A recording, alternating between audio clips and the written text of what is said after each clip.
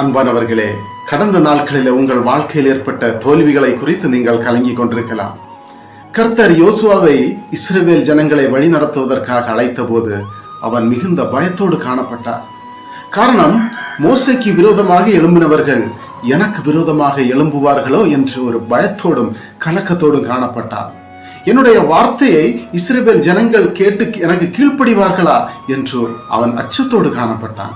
அப்பொழுதுதான் ஆண்டவர் அவனை பார்த்து சொல்லுகிறார், யோசுவா 1வது அதிகாரம் 9வது வசனத்தை நாம் வாசிக்கிற வேளையில, பலம் கொண்டு திடமனதாயிரு, திகையாதே, கலங்காதே, நானும் தேவன், நான் உன்னோடு கூட இருக்கிறேன் அப்படி என்று எழுதப்பட்டிருக்கிறது. அது மாத்திரமல்ல, ஆண்டவர் யோசுவாவை பார்த்து சொல்லுகிறார், மோசேயோடு கூட நான் எப்படி இருந்தேனோ அதே போல நான் உன்னோடு கூட இருந்து அவர்கள் கண்களுக்கு முன்பதாக நான் உன்னை மேன்மைப்படுத்துவேன் என்று ஆண்டவர் சொல்லுகிறார். கிறிஸ்துவுக்குள் பிரியமானவர்களே, இன்றைக்கு உங்கள் வாழ்க்கையில கடந்த நாட்களிலே ஏற்பட்ட தோல்விகளை குறித்து நீங்கள் கலங்கி கொண்டிருக்கலாம். மோசையோடு கூட இருந்து வழி நடத்தின தேவன் உங்களோடு கூட இருந்து உங்களை ஆசீர்வதித்து வழி நடத்த வல்லவராக இருக்கிறார். God bless you.